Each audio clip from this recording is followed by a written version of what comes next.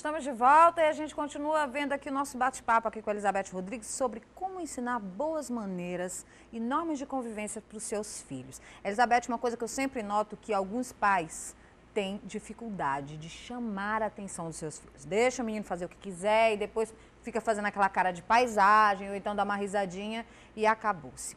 Como e quando fazer isso? Qual é a maneira certa de você chegar sem criar nenhum constrangimento, ou se não tem problema também criar constrangimento, chegar e chamar a atenção do seu filho quando ele estiver fazendo alguma coisa ruim?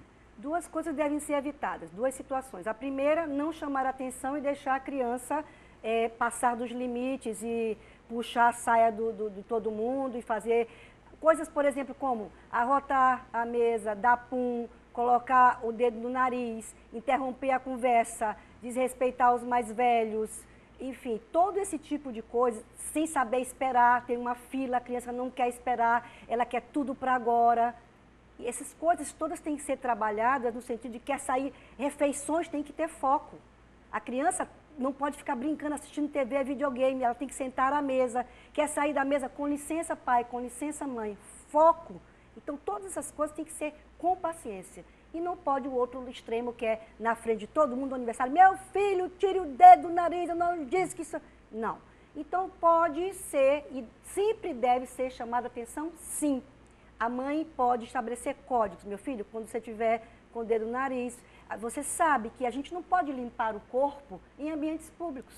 A sua privacidade tem que ser respeitada, os outros também. Então, você toma banho, você fecha a porta do banheiro para fazer xixi. Da mesma maneira, quando você precisar soltar o seu pum e você limpar o seu nariz. E tem, às vezes, umas musiquinhas que falam, se limpa o nariz, né? Se limpa o nariz com lenço, água e chafariz, mas nunca com a mão. Aí a musiquinha também funciona. Porém, você pode também estabelecer códigos com ele. Ó, meu filho, quando você estiver passando o limite em algum lugar, eu gostaria que você chame a atenção e estabelece um código. Um código. Estabelecer a coisa. Agora, é lógico, quando a criança está passando dos limites, se você faz o código e ela não entende, ou finge que não viu. Entende, meu filho querido, vamos ao toalete, e lá no toalete resolve tudo. Resolve tudo. Olha, está passando o limite, se você está desrespeitando seu avô e você fez isso, e você bum, vamos voltar para a festa como tem que ser. Entendidos, entendeu? Não pode deixar passar. Agora, não pode humilhar a criança. Eu vejo demais acontecer isso, e me parte o coração você humilhar a criança que está fazendo alguma coisa na frente de todo mundo, você humilha a criança. Isso serve para qualquer coisa. Você não pode humilhar a criança dessa forma. Você não pode desautorizar seu marido falando uma coisa na frente das crianças. Você, quando está no seu trabalho, você não pode humilhar o subordinado na frente de todo mundo. O subordinado está fazendo uma coisa que não deve, você chama a parte para falar. Então, é uma coisa de gente com gente que a gente precisa exercitar. No fundo, são regras que não valem só para as crianças não, tá, gente? Vale para a gente também. Eu tenho pergunta aqui, Elizabeth, o pessoal no Facebook participando, olha só. Olá, professora Elizabeth, quero saber como devo agir diante de um ataque de fúria do meu filho em locais públicos ou se ele chuta quando não é atendido. Muito bem. A Daniele Rodrigues está perguntando. Daniele, ataque de fúria só tem uma resposta, nenhuma, né? Então, seu filho, você está com ele num shopping maravilhoso e ele dá um ataque de fúria porque você não comprou o brinquedo. Suma-se dali e deixe ele sozinho. Ele vai fazer 2 ataques, talvez, na vida dele, e nenhum mais. Na hora que ele começar o primeiro ataque, dele cair no chão e berrar chutar, espernear. Você simplesmente saia de cena. Fique num lugar a 100 metros, se der para enxergar, olhando, acompanhando para ele não se perder no shopping. Mas deixe-o sozinho. Sabe o que vai acontecer? Dentro de 2 minutos ele vai ver, mãe, vamos para outro lugar agora, nadar. Então, meu filho, pare de chorar. Meu filho, você não pode ganhar brinquedo agora. Só que coisa... Nadar.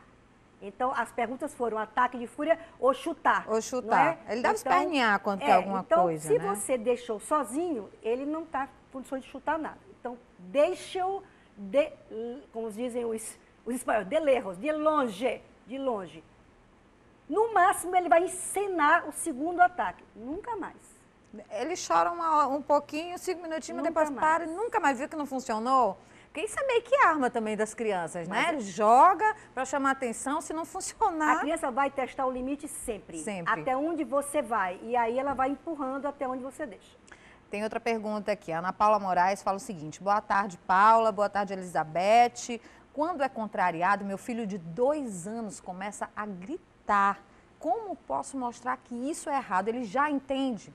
Muito bem. 2 anos, nada de discurso. Só ação. Só começa a trabalhar a heteronomia com a fala 4 anos. 2 e 3 anos é difícil. Então, você tem que somente agir. Agora, gritar, como é que a gente faz? Nada. Nada? Chega um ponto que a garganta cansa e que dá sede. E que deixa gritando. Começou a berrar, você tire a babá de circulação, tire todo mundo, deixa ele sozinho na sala. E vão fazer outra coisa, mas muito prazerosa. Aí você, enquanto ele está, uai, aí você diz para a babá: Maria, vamos ver aquelas roupas novas para a gente ver se a gente vai. Larga esta criança, porque a criança, ela está no momento da heteronomia. O mundo é ela é o mundo. Quando ela vê que ela não é o centro do mundo, ela não consegue compreender, porque ela não tem estruturas, esquemas mentais ainda para compreender por que, que a mãe foi-se embora e a babá e ele deixou de ser o centro. Mas que ele vai ver que esse tipo de comportamento traz essa resposta, vai.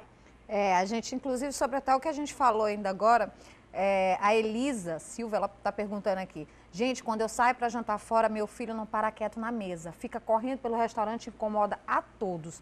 Sei que devo repreendê-lo, mas fico morrendo de vergonha de fazer isso na frente dos outros. Eu chamo e tento conversar, mas ele chora e eu não sei o que é pior. Ele tem 5 anos. Bom, vamos lá. Jantar fora. Tem várias coisas para fazer. A primeira, deve escolher um lugar que tenha parquinho. Então, antes da refeição, você vai com ele no parquinho e cansa ele para ele ficar mais relaxado já.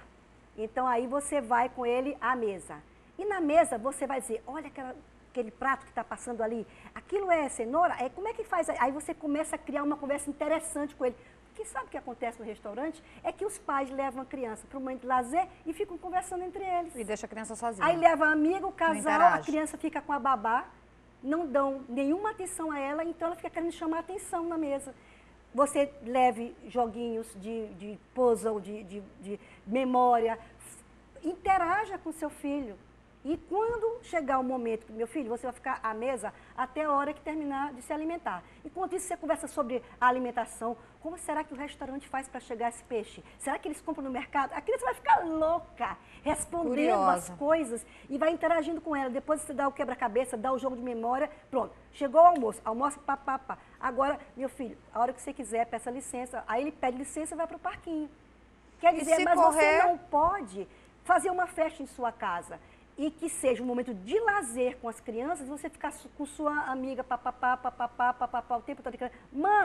Mãe, você pode se dizer: vem cá, filho, vamos conversar também com ele, dizer: filho, não interrompa agora que eu lhe peço 1 minuto, mas se você está no momento que você levou seu filho para o lazer, você tem que dar atenção a ele.